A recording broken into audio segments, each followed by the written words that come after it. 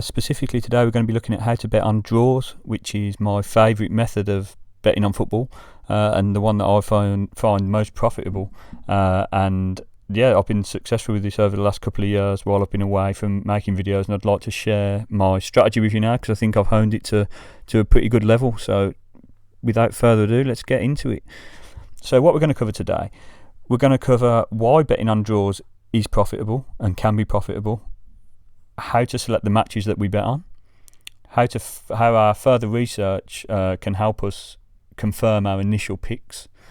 We're going to look at different staking plans to make sure that we're always practicing good bankroll management. I'm also going to have a look specifically at a detailed look at the increasing stakes method, which I've had great success with when betting on draws, but it's down to you to decide whether it's appropriate for you. So let's have a look. Why would we bet on draws? Now, the easy answer is the first bullet point, because other people don't like to. It might seem flippant, but there is some truth in it. The average punter doesn't really want to bet on a draw because it's a bit boring. People like to bet on action. They want lots of goals. They like to bet on over 2.5 goals, both teams to score with 10 cards and 5 corners. They might want to bet on their own team to win. They're very rarely going to bet on their own team to draw. They want to be able to get behind the team and cheer on the goals. And they might also be wanting to throw bets into accumulators, and draws are very difficult to sort of decide upon in accumulators. It does increase the odds, but a lot of the time people will just go with a home or away win in accumulators too. Basically there are lots of reasons why draws aren't appealing to punters. They want action, but really when we're betting on draws, we don't want a lot of action. We want a pretty dry game. We want few chances. We want few goals.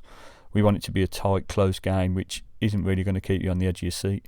And so that's why it's good to bet on draws, because the odds are going to be inflated for the win markets by the casual punter who is piling money onto maybe a long shot or an accumulator, or just simply a win at home or away, and not really taking into account the fact that 25% of matches roughly, and that's a sort of global figure, are drawn, and that's a hell of a big number of matches. So if you can tap into that and refine your selections to the extent that you're hitting a lot of those, then it's definitely a profitable method. A little research goes a long way. You can't just look down and use just your intuition and think, the odds don't suggest that this will be a draw, but I've got a feeling. That'll get you so far, but that's a very rudimental sort of way of doing it. We do need to use statistics to back that up, and a little bit of extra work can go a long way, and the more work you put in, the better your selections will be and the more profitable you'll be, which goes without saying, I guess. But that's in a nutshell why I find it beneficial to bet on draws. Whenever a large amount of people are doing one thing, I think it's always good to look at what they're not doing and see if you can exploit that angle. You don't always want to follow the crowd, and especially in betting, because when you follow the crowd, if everyone's betting on the same thing, the odds are going to come down and you're not going to get any value. So betting on draws has always been one of my favoured methods. It's just been a case of managing to hone my skill in selecting the matches, and I'm hoping that by sharing that with you, you'll be able to have some success too.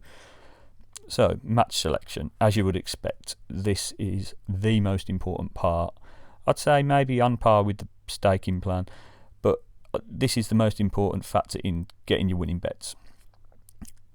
First point, as you would expect, we're looking for evenly matched teams. We're not looking at matches where we think, okay, Man City are playing West Ham. Obviously, Man City are far superior, but I've just got a feeling that West Ham might pull something out of the bag today. They might park the bus. They might end up getting a 0-0 or a 1-1.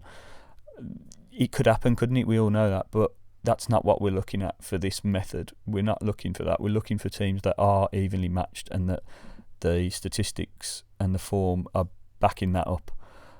So to that end, I like to use the bookies' odds to help us with this, because the bookies are not going to throw their money away. If they're suggesting that a match is going to be evenly matched, then more often than not, it's going to be evenly matched. They've done a lot of the research for you already when setting the odds, so you don't necessarily need to go and reinvent the wheel. and try and find those teams that are evenly matched and the matches that are likely to be a draw. A lot of the information can be gleaned from the odds that are being offered. So this is how I make my initial picks, and then I'll do some sort of further research afterwards. But I'll look down the daily lists of matches, and I'll look for teams that are priced between 2 and 3 in decimal odds. So I always use decimals and not fractions. 2.0 and 3.0.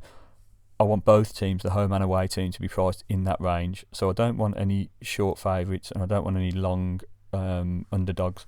I want both teams to be within that range, and you won't get tons and tons each day, but you'll get a fair amount, and they're the games that we want to be looking at. And then once we've established that those two factors are met, we want to look at the draw price being between 290 and 360. Now, normally when you've got teams that are both priced between 2 and 3, you naturally get a price around that range, but you will sometimes you won't get lower very often, but quite often you'll get teams that are priced at that, but then the draw might be much nearer 4. Now, you might think, oh, well, it's going to be an evenly matched game, but the draw's at 4, surely that's a good point to start. But if the draw is priced up at 4, you'll usually find that the game is going to be pretty open, and that there's going to be goals flowing, or there's going to be a prediction that there's going to be goals flowing. And if you look at the next point, the under 2.5 goals price being below 2, you'll usually find that if the draw price is high, then the goals under 2.5 goals will be pretty high as well. So in my experience, the sweet spot is between 290 and 360. If you go much below 290, you're not going to be making the profit that you really want to be making, because with this strategy you're not going to win every bet. So you need to make sure that you're getting a decent bit of value when you do make the bets. So that's what I'm looking for, between 290 and 360. Obviously you can be flexible with that. You might do some trials and find out that you can lower that to 280 and you might up that to 370. I'm not saying that I don't place bets that are at 370 sometimes, but just as a rule of thumb, that's where I'd be looking. As I mentioned, the under 2.5 goals price, you want it to be below 2. This is going to suggest that there aren't going to be a lot of goals in the match. So a combination of 2 evenly matched teams, a decent price for the draw, and a low amount of goals, that's the perfect scenario for us. That's what we want to be looking at. That's suggesting a tight game with not a lot of end-to-end football, not a lot of chances created. So if there is a goal, it's not likely that the team's going to pull away and blow the other team out of the water. There's still going to be time for the other team to get back into it. It brings into play 0-0, which I've noticed that with a lot of these games, you do get a decent return on 0-0. So we want to make sure it's a tight, cagey game that is going to be evenly contested and that isn't going to be a goal fest. No cup games or friendlies. That's just purely down to the stats. You can't really compare teams when they're in 2 different divisions. Friendlies are a nightmare because you've got no idea who's going to be playing. You'll sometimes get 2 different teams in 2 different halves. The reason I mention friendlies is because at the moment, obviously just coming out of lockdown, there's been a lot of friendlies played, and it could be tempting to put bets on. You'll often see that with friendlies, you will get these prices, but that's purely because the bookies have got no idea who's going to win, so they'll just price it up evens. They'll price it up, between 2 and 3 for both teams, and a good chance of a draw, because they just don't know who's going to be playing. And so you could, if you were purely just looking at the numbers, you might go and put a bet on that, and then realise that one team has played its first team and the other team has played its stiffs. So you're going to get a load of goals. So just ignore cup games and friendlies. So I've got here an example from today, which is the 29th of June. For this evening at 6:30, I don't know what time it is now, about 4:30 when I'm recording this, but it's not. I don't want these videos to be tips. I'm not going to be running a tip service. I'm just giving you the methods so that you can then go and find your own games. But this is one that I've spotted on Betfair today, which kicks off at 6:30. So it's in the Israeli league, and we're looking at, I'm going to call them Ramat and Qasem. And if we look here at the prices for the wins, so we've got Ramat priced at 2.88, and we've got Qasem at 2.52, the draw at 3.25. So as you can see, they all fall within the range that we talked about previously. And then if we look at under 2.5 goals, 1.92 and 1.9 for the overs. So they're suggesting that perhaps they don't really know fully how many goals are going to be, you could suggest, because they're both pretty even. But 1.92 suggests that it's going to be a bit of a cagey game.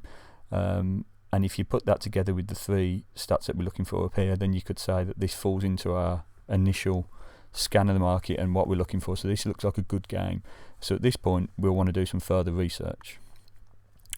I've been using soccer stats a lot for research. You can delve so far into the stats of each game in each team in each league, soccerstats.com, so you might want to check that out. To be honest, you can go down rabbit holes and you can be on there for hours. You don't need to look at all of this, and you don't need to go as deep as it lets you, but just on the surface, we look at a little bit of very much surface research. We can look at the table.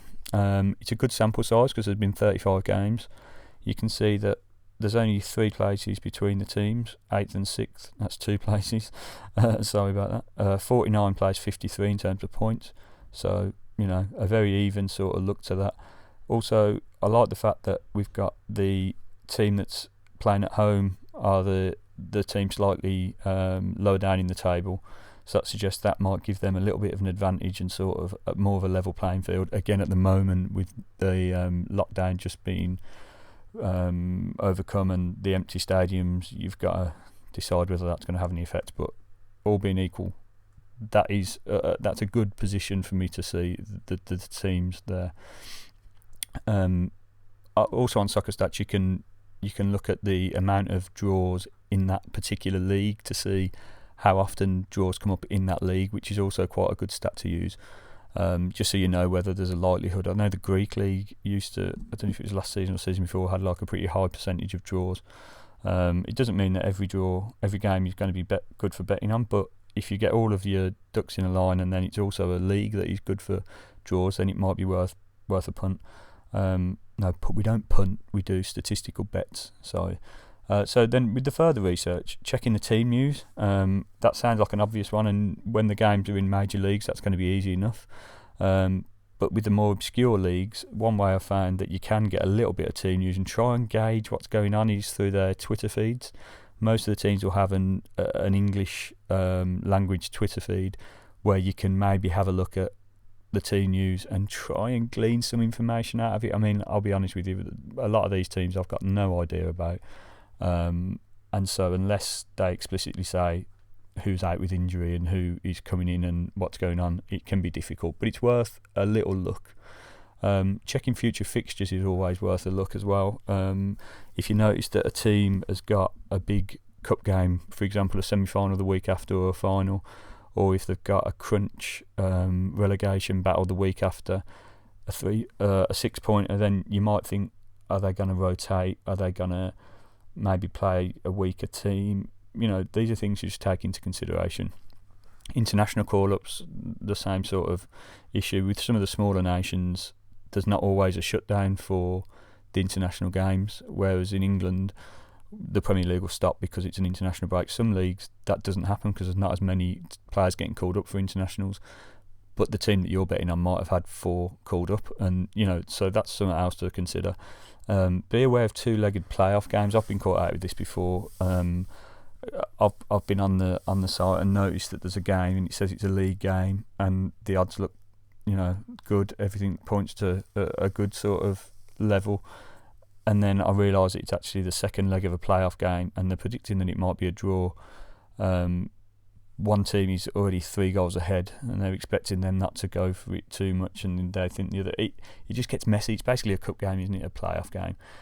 So it might be worth just sort of considering that, especially at this time of the season.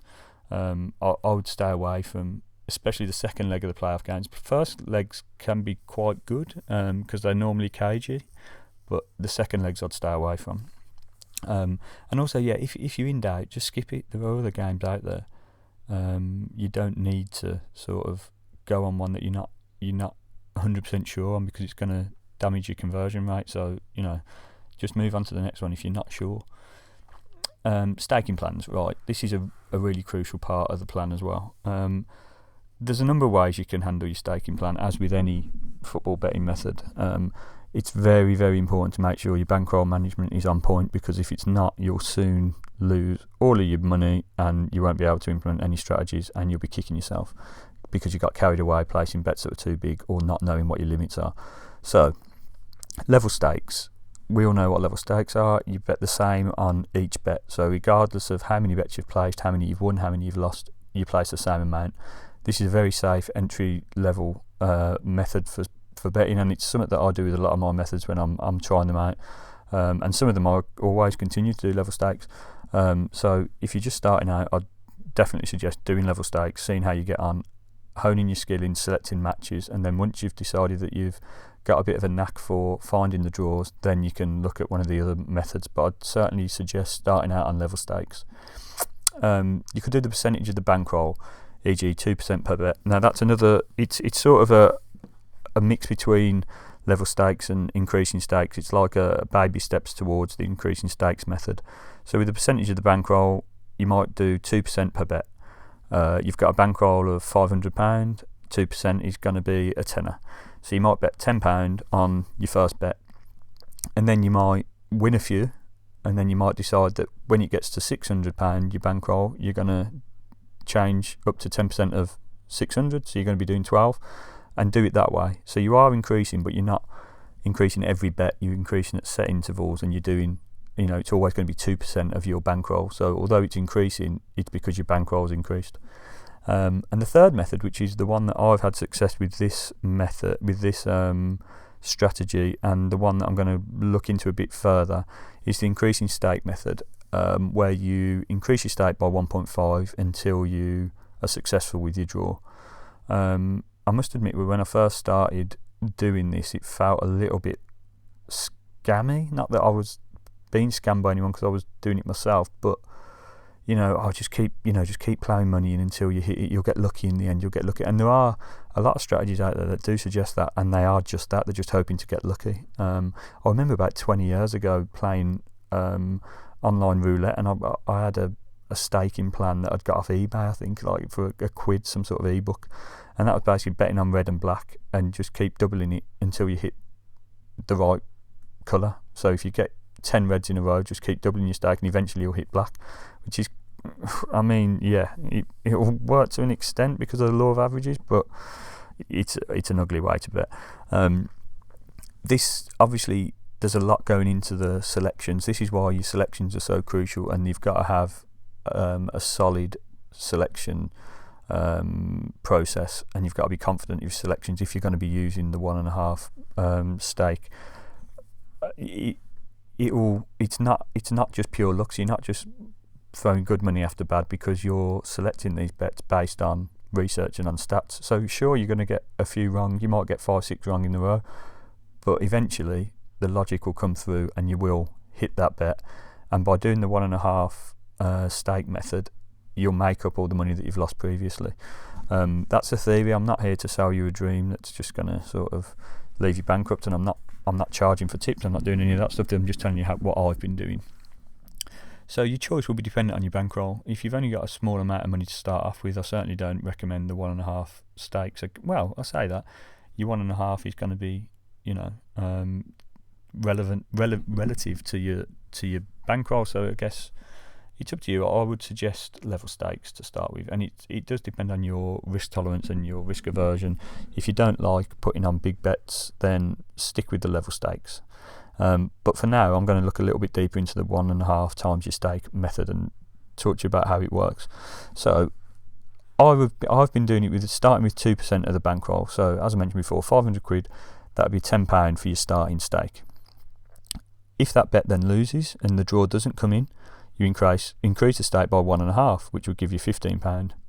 And you keep increasing it by 1.5 until the draw does hit. And then when it does, you drop back down to your £10, to your original stake, and you start again. As I mentioned, you've got to be confident in your selections before using this. So I'd recommend starting off on level stakes until you've had some success and you've done some research, and you can be confident that you're going to hit a fair amount of draws without going 10-20 in a row, not getting any. So that's, in a nutshell, that's what it is. It's not anything complicated. It just takes a bit of nerve, I think. So bankroll limits. Now this is really, really important. It's crucial to understand your bankroll limits and how your bankroll is going to be affected by using 1.5 stakes. A lot of people go into this and initially the stakes are small, so they'll be like, okay, yeah, I'm just putting a tenner on. Okay, it's only 15 quid. Okay, yeah. And then as it adds up, you don't sort of keep track of that 15 quid that you've just put on. Well, that was include that you've got to add that onto the £10 from before, and then after that, when it's 22.50, you've got to add 22.50 to the 15 to the 10 to see the real cost of the bet. So it's not just the bet that you're putting on, you're also basically betting everything that you've bet before, if you know what I mean. It's a cumulative number, so you need to get your head around that, and I've got some slides coming up that will help you with that. So I'd suggest adjusting your starting stake to allow for 10 losses. So if you add up how much it's going to cost you to lose 10 times, and then adjust your starting stake to make sure that you can lose 10 times and still be within your bankroll limit. You do have to be prepared to place fairly large bets, obviously depending on how long you go without hitting the draw. I don't normally go more than 5, but the bets can get quite large if you want to see it through, and for that reason I'd consider putting a cut-off point to return to the start. So that would mean you are going to lose a portion of your bankroll if you go 10 games without hitting a draw, but then don't go 11, go back to your £10 and start again, just suck it up and start again. Or instead of starting again, do some more research or do some more practice without laying bets, and just see if you can refine how you're selecting those draws so that you don't just keep throwing money after it, because it could be that your actual selection method isn't working, and if that's the case, you really need to consider whether this is the market for you. Don't just keep blindly betting if everything you select doesn't end in a draw. You know, you've got to be sensible with it. You've got to know when you're beat to some extent. Not all markets are for everybody, so it's not a problem if you can't use this market, but just don't get carried away. Never overlap bets. This is something that I get caught out with still, even though I know I shouldn't do it. So with the increasing stake method, obviously if you fail to win your bet, you're going to need to increase the bet to 1.5 times the next time, but you've got to wait for that game to finish to know whether you've lost or not. I've in the past seen a game that's sort of 2-0 after 70 minutes and thought, okay, this is obviously going to lose, I'm going to put a bet on. There's one that starts in 5 minutes, I'll do 1.5 times the stake and put that on, and then there's a two goal comeback in the other game and it ends up drawing, but I've already put the bet on the next game at 1.5, and then that'll lose, and then it just messes up your whole bankroll because you've lost a bet at quite a high stake that you didn't even need to have placed in the first place. So just be patient is what I'm saying. Don't overlap your bets and think that you can predict the result and place a bet. Just wait. It's only going to be 2 hours, isn't it, at most, that you got to wait for another game to come around if that's the case. So that's quite a good tip, and it's something that I need to work on. So I've done this just to help you out a little bit here. So we talk about knowing how much money you're going to need at the different stakes, your cumulative number of bets. So starting with £10 as your starting bet, you then would bet 15 if it lost, 22.50, 33.75, 50.63, 75.94, as you can see, blah blah blah, up to 384.42 would be the 10th bet. And here for you, I've just noted how much the accumulative number that you've actually bet is. So when you bet £10 and then your second one is 15, you've actually truly bet £25. Then when you've added on 22.50, you've really bet 47.50. So you can see that by the time you've placed 10 bets at the increasing 1.5 stakes, you're looking at £748.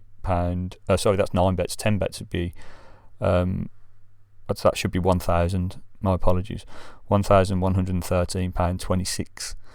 So obviously that's a decent wedge of money, and you wouldn't think that starting with a £10 bet you'll end up placing £1,113, but that's where you can get to.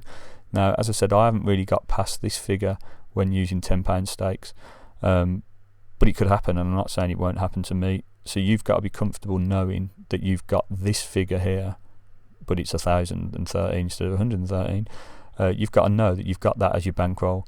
So if you want to work backwards, you can figure out then what your starting stake should be so that it will stay within this number, which is your bankroll.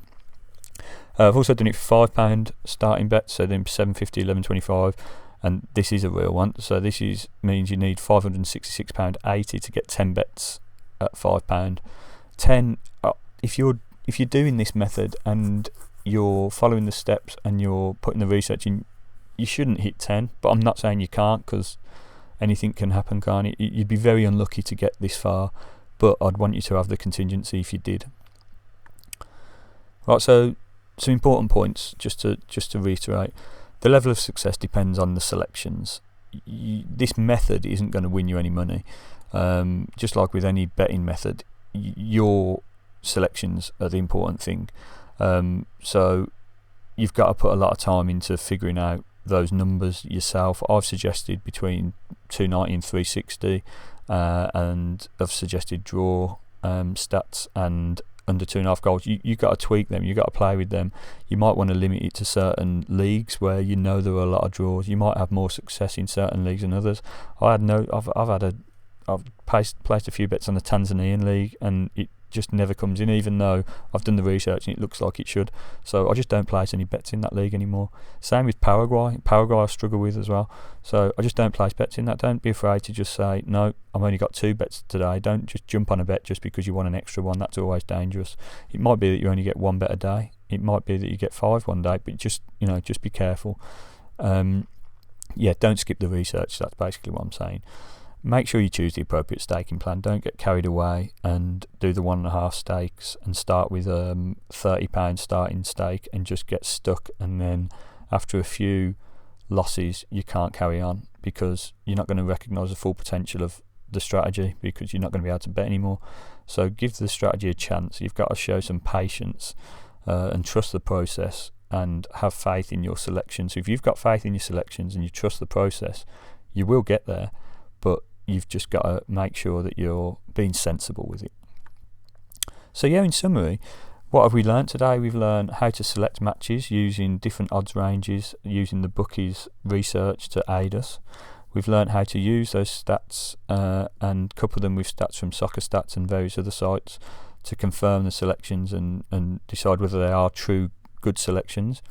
We've decided upon our best staking plan based on our bankroll and our level of risk.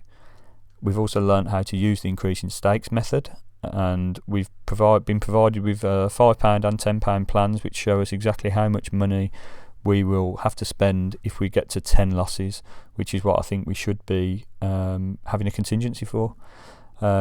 Starting tomorrow, I'm planning on starting a little mini-series showing you the matches that I've predicted and keeping a little daily diary of how it's going, and we can sort of watch along, hopefully. And I'd love it if you could leave your results in the comments as well, and let me know how you're going, whether you've been 2 points up, 3 points up, whatever you want to do. I think it would be good to go along and turn it into a little case study and see how we're all getting on. If you've got any questions, just leave them in the comments and I'll try my best to get back to you. If you need any spreadsheets or anything, I'll do my best to provide them for you. And I hope you enjoyed this video, and please do subscribe so that you can get onto the mini-series and don't miss any further videos. I've got quite a few planned. So thanks very much and good luck.